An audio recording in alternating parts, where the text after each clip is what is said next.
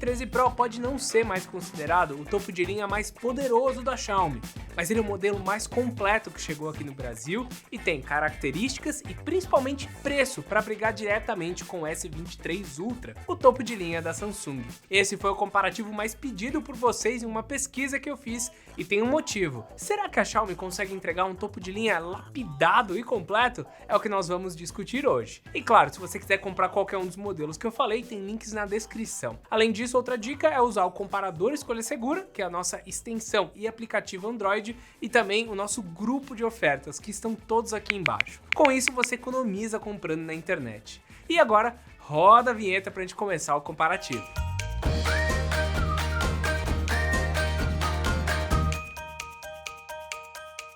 Eu preciso começar dizendo que essa geração do Xiaomi 13 Pro tá ainda mais parecida com os antigos Galaxy S, que tinham esse tamanho avantajado e bordas bastante curvadas. A Samsung mudou isso em 2023 e trouxe uma cara cada vez mais quadrada e menos curva para o modelo Ultra, o que distancia mais esses dois modelos. Mesmo assim, a pegada dos dois é confortável, só que tem alguns pontos, tá?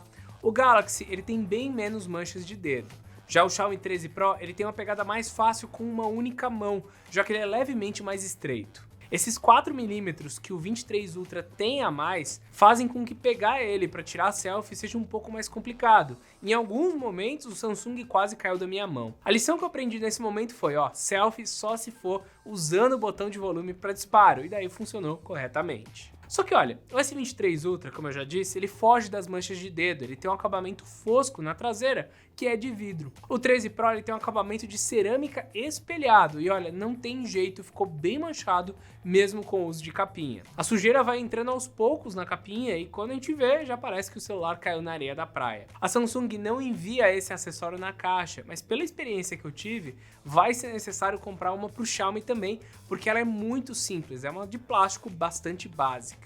Bom, mas seguindo e falando um pouco do design de câmeras, que são pontos importantes para esses celulares, o Galaxy repetiu a receita que deu certo no ano passado e colocou apenas as lentes na traseira, sem o bloco as envolvendo. Elas estão levemente maiores, mas quase nem dá para notar essa diferença. Eu gosto bastante da forma como elas estão dispostas junto com o sensor de foco e o flash. Já no Mi 13 Pro, o bloco de vidro está bastante exagerado, ocupando muito mais espaço do que o necessário.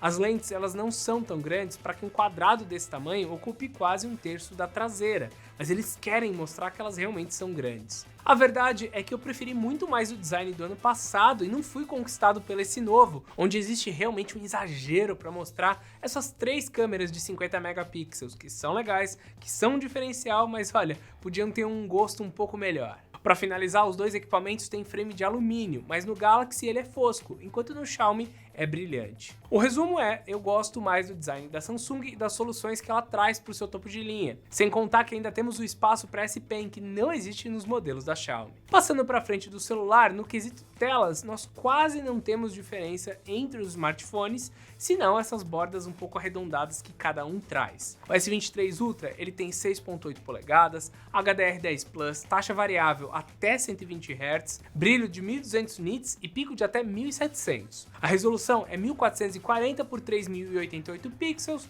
e a densidade é de 500 ppi. No Mi 13 Pro nós temos uma tela um pouco menor, com 6.73 polegadas, suporte ao Dolby Vision e pico de até 1900 nits, que é onde ele ganha. A Samsung dá para sua tela o nome de Dynamic AMOLED 2X, enquanto que a Xiaomi chama a sua de LTPO AMOLED. Mas na prática são telas muito próximas, tirando a compatibilidade com a caneta da Samsung que não está disponível nos demais telefones Android. Sim, só a Samsung tem essa tecnologia até o momento e o mais próximo disso que vemos é o uso de canetas nos tablets. Outra diferença pequena entre eles é o furo da câmera frontal, que no Galaxy tem uma borda menor, no Xiaomi já é um pouco mais aparente. Tem também a proteção do Mi 13 Pro, ela continua sendo um Gorilla Glass Victus, enquanto a Samsung já usa o Victus 2, uma mais atual. E olha, eu só fui ver a diferença dessas telas quando eu saí com os dois na rua e percebi que realmente o modelo chinês tem um brilho extra que faz diferença. A resposta ao toque, no entanto, o consumo nos jogos, a qualidade de imagens, olha, são muito boas em ambos. Eu notei que o Galaxy ele é um pouco mais saturado, mas tem também a opção na configuração de tela, tanto na Mi MIUI quanto na One UI para resolver essa situação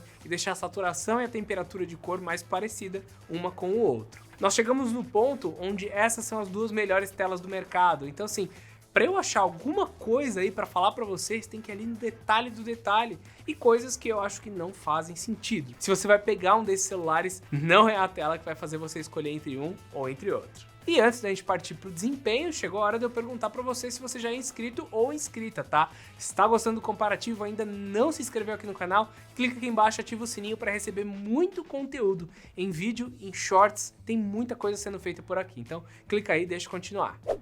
Agora nós vamos falar de um ponto que pode deixar a galera aí com dúvidas sobre qual comprar, que é o poder de processamento deles. Ambos contam com o poderoso Snapdragon 8 geração 2, 8 ou 12 GB de RAM, mas o Mi 13 Pro tem versões de armazenamento que vão de 128 a até 512. Já o S23 Ultra parte de 256 e vai até 1 TB de armazenamento, com um novo padrão de memória. A segunda diferença é que um dos núcleos do 8 Gen 2 no Galaxy tem um clock de 3.36 GHz, enquanto que no Xiaomi o máximo que ele alcança é 3.2, e isso faz com que, na teoria, o processador que está lá no Samsung leve a melhor. Só que nos benchmarks a Xiaomi ganhou em todas as corridas, perdendo apenas no single core do Geekbench 6. Você pode estar se perguntando em que isso faz diferença, e eu te digo assim, nada, tá? Talvez possa fazer diferença daqui uns 2 ou 3 anos, mas agora, no futuro próximo, essa diferença aí não representa muita coisa. Nos dois aparelhos eu joguei os mesmos jogos, com gráficos no máximo e com altas taxas de quadro, principalmente no Apex Legends, que ainda estava disponível quando eu fiz o teste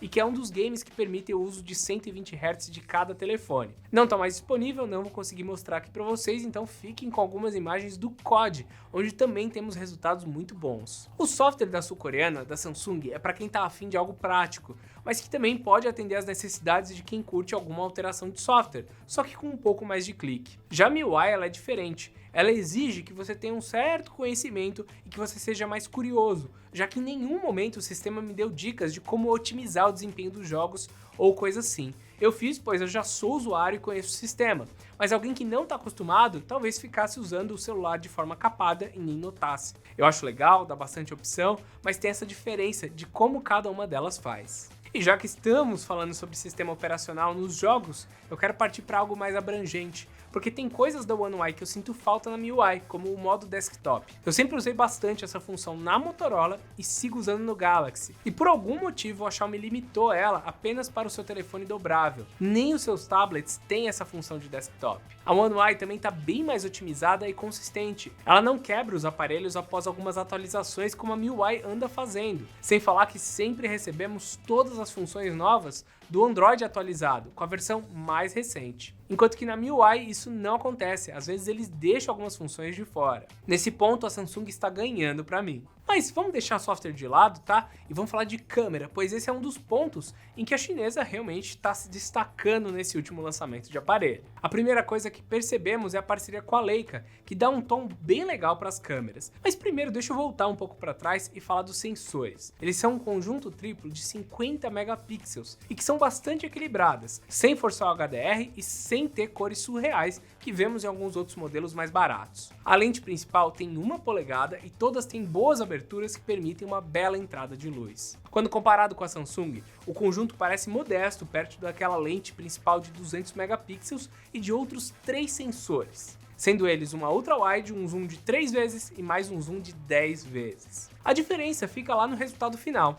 já que a Samsung ela sabe trabalhar bem no pós-processamento, no HDR e no balanço de branco, enquanto que a Xiaomi enfrenta um pouco mais de dificuldade nesse ponto, principalmente para nós que somos ocidentais. Só que olha, apesar de não tão equilibrado, quando a Xiaomi acerta, os resultados ficam tão bons ou ainda melhores do que a Samsung. Eu realmente gostei das câmeras traseiras para fotografar objetos e cenários, mas o tom de pele esbranquiçado continua, mesmo tendo uma leve melhora quando comparado com os modelos anteriores. O que eu quero fazer então agora é falar um pouco mais dos detalhes de cada um dos sensores. O sensor principal do Xiaomi tem 50 megapixels contra 200 do modelo da Samsung. Isso é muito importante quando você quer imprimir uma foto grande, enorme, e ela vai manter a resolução para não ficar aquele granulado. Só que no dia a dia é muito mais comum que você tenha fotos de 12 megapixels. E nesse cenário não faz tanta diferença assim ter mais resolução, porque o modelo da Xiaomi com 50 megapixels vai ter uma abertura muito parecida com os pixels maiores e que vai conseguir captar mais luz. Então essa diferença no modo automático não é tão grande, é só para situações muito específicas, onde você, como eu já falei, quer uma foto bem maior. Outro ponto é que a Xiaomi ela sempre desfoca mais o fundo, fazendo parecer que estamos com o modo retrato ativado, enquanto a Samsung faz isso de forma bastante discreta. Onde a chinesa vai super bem é na região de luz e sombra, mantendo a foto um pouco mais escura, enquanto que a Samsung sempre se esforça para clarear tudo em volta. O estilo da foto da chinesa fica melhor. Na lente ultra-wide, as cores do Galaxy ainda são melhores do que no Mi 13 Pro, mas você só percebe a diferença colocando lado a lado. São duas câmeras realmente muito boas, equilibradas e que fazem uma transição do sensor principal para o ultra-wide de forma tranquila. Já na lente zoom de 3 vezes, os dois têm quase o mesmo desempenho, sendo que o modelo da chinesa é 3.2 vezes e não 3, como o modelo da Samsung. O que vai acabar sobrando é que o modelo da sul-coreana tem um sensor a mais de 10 vezes, que vai te abrir possibilidades. Além disso, tanto a ultra-wide quanto a zoom da Xiaomi consegue fazer 50 megapixels. Então você pode imprimir ou editar fotos com mais informação nesses dois sensores. E daí, claro, você vai me perguntar, mas Bruno, eu posso me afastar com o sensor principal ou chegar mais perto e fazer essa foto de 200 no Samsung? E isso é uma mentira, porque cada um desses sensores tem uma abertura diferente e vai criar fotos diferentes. Então, enquanto o Samsung te dá mais opções de como tirar a foto, o Xiaomi vai entregar fotos com mais informação em ultra-wide e zoom. Essa é a grande diferença entre essas câmeras e também vai depender muito do que você gosta. Até porque o Xiaomi 13 Pro tem os modos da Leica, que é o modo normal e um mais saturado, vibrante, como eles bem chamam. Eu gostei muito do padrão de cores deles, dá para fazer essas duas escolhas. Na Samsung também você pode escolher um padrão um pouco mais quente ou um pouco mais frio, mas não parece tão artístico, por assim dizer, quanto é aqui no celular da Xiaomi. É meio que ativa isso daqui, tira a foto, tá bonito, tá joia, já tá com um filtro básico ali e pronto, já dá para jogar nas redes sociais. A Samsung, por outro lado, vai trazer uma solução mais completa, que é o Expert RAW, para você tirar as fotos, colocar no computador, editar ali nos detalhes e trabalhar com elas profissionalmente. Não é que a Xiaomi não tenha, mas a Expert RAW tá funcionando há mais tempo e já tá funcionando melhor. Já quando o assunto é câmera frontal, a Samsung ganha disparado, tá?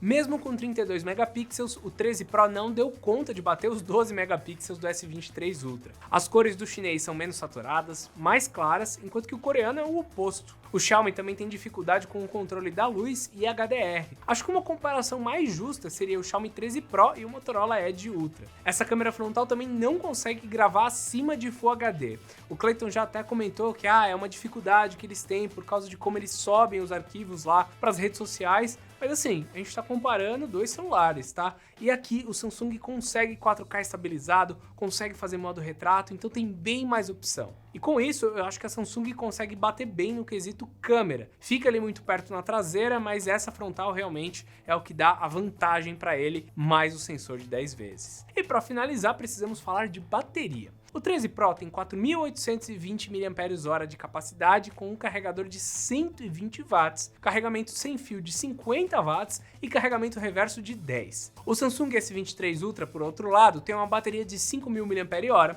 com um carregamento rápido de 45 watts, carregamento sem fio de até 15, reverso de apenas 4.5 watts. O tempo de carregamento do Mi 13 Pro com a gente aqui foi de 36 minutos, sem o carregamento turbo ativado. Já o Galaxy demorou 58 com o adaptador de 25 watts que vem na caixa dele. No consumo, nós temos números mais altos para o Xiaomi na maioria dos jogos, no entanto. Enquanto as Fold 9 e LoL consumiram 15% de energia em uma hora, o Galaxy fez 19% e 11% na mesma ordem, então tem alguns que vão melhor, alguns que vão pior. Já o Quad Mobile ficou com 18% no Mi 13 Pro por usar uma taxa de quadros e gráficos maiores. Para você ter uma noção de diferença, o S23 Ultra consumiu apenas 13%. Em Genshin Impact, os dois celulares empataram com 17%, assim como no uso do YouTube, que chegou a 6%. Mas quando o assunto foi gravação em 4K a 60 quadros, o Xiaomi consumiu 25% por hora e aqueceu bastante, enquanto que o S23 Ultra ficou menos quente, tá? E foco aí no menos quente, e consumiu 20% em uma hora de gravação,